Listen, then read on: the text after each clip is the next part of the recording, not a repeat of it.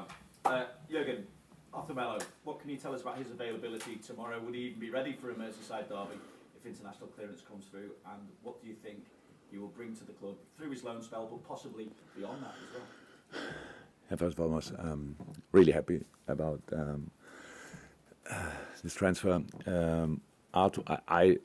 My information is that will not happen until tomorrow, so the international clearance.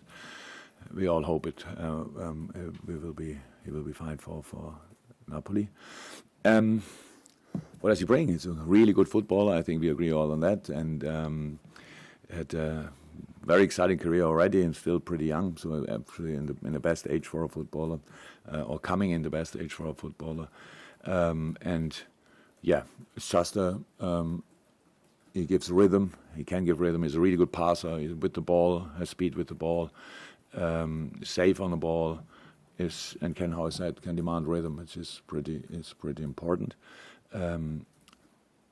Really good in tight areas, can keep, and that's all these kind of things. So I like it a lot. And now, of course, it's like this. Why can you loan a player like this? Because it didn't work out 100% at Juventus, but I see that rather as a positive, because the potential is for sure still there. We play obviously different to Juve, and we all thought that could fit pretty well. So that's why I'm really pleased. Also looking ahead to tomorrow, what has Jordan Henderson's scan revealed about the extent of his hamstring injury? Nothing yet. Still waiting for the result. To be honest, it was now only 12:30 or so, and I asked before I came here. Didn't get a result yet. Does that mean he's out? Yeah. He's definitely out. He's injured, but the extent, I don't know. And Darwin Nunez obviously is available again after suspension. Given the nature of Merseyside derbies, what do you weigh up when deciding whether or not to bring him straight back into the starting lineup? Just thinking of the nature of his sending off, and obviously we know what Merseyside derbies are like in terms of the intensity, etc. So, what comes into your thinking when you decide to? Now I got it. Yeah, when it was clear his 3 games, which was pretty clear, then we thought, the first game we can play again is the derby. So if he wouldn't have the red card in 3 games ago, then he probably would have had now. But now he learned the lesson. So he's in really good shape. If you look how we came through this now with the last two games winning, we don't see it as a bad thing. So at the time he was out because we used it with him. We tried to give him some extra input, physically as well as tactically. Looks really settled now, even more than before. Had a really good last week. So, yeah. What we will make of it, we have to wait until tomorrow. So we have first time. Diogo probably will be in as well. He trained yesterday with the team first time. He will train today. I have to make a decision. Does it make sense that we involve him already or not? But if, then it's the first time that we have 5 attackers. Sounds like Christmas. So and yeah, that's it. So about lineup, I will not speak, but we will make changes. We will see. I know we've spoken in the past about Roberto Firmino and all the work he does in general, rather than just the goals that he gets. But it's 3 and 2 for him now, which takes him up to 100 for Liverpool as well. Is that been coincidental with the new faces arriving, or is that something that you've adopted that brought in those? No, look, that was the other. That was, if you want, the other little benefit that of the suspension, that Bobby just, however he would have played. So and its timing was perfect. Finding his real shape, because he played obviously exceptional. I said before, I liked a lot of the Man United game, even not a lot of people maybe agree with me on that.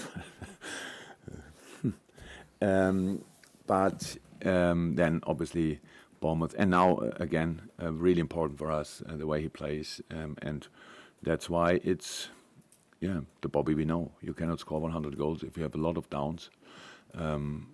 But if you have a lot of ups, it's maybe possible, and that's why he has reached this number, which is pretty special. Really happy for him. Could see he got here in this room. He got his shirt with the 100. the applause of the guys was nearly as loud as when we scored a 2-1 against Newcastle. Obviously, everybody thinks is really happy for him, and yeah, it's good. And just in terms of Everton as well, Liverpool haven't lost there since 2010 at Goodison Park, but 8 out of the last 10 there have been draws. What does that say about the nature?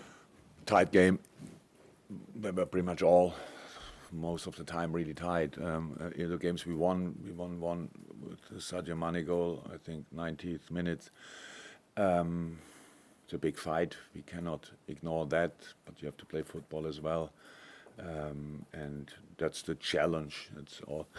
From this point of view, I really think the Newcastle game was a perfect preparation because the game was super intense and showed us what we will have to expect. Even if somebody might not know it yet, then he knows it after Wednesday. And yeah, so yeah, since 2016, and probably I'm not sure we had my first half year Merseyside derby there.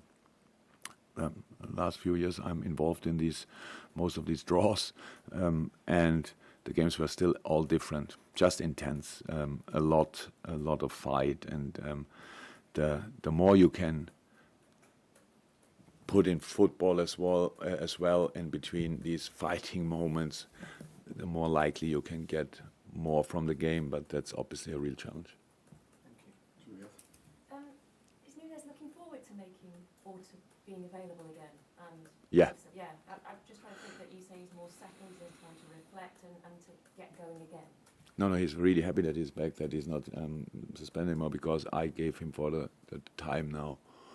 Always when I gave him high five, I gave him a slap in his neck as well, just that he doesn't forget. Yeah,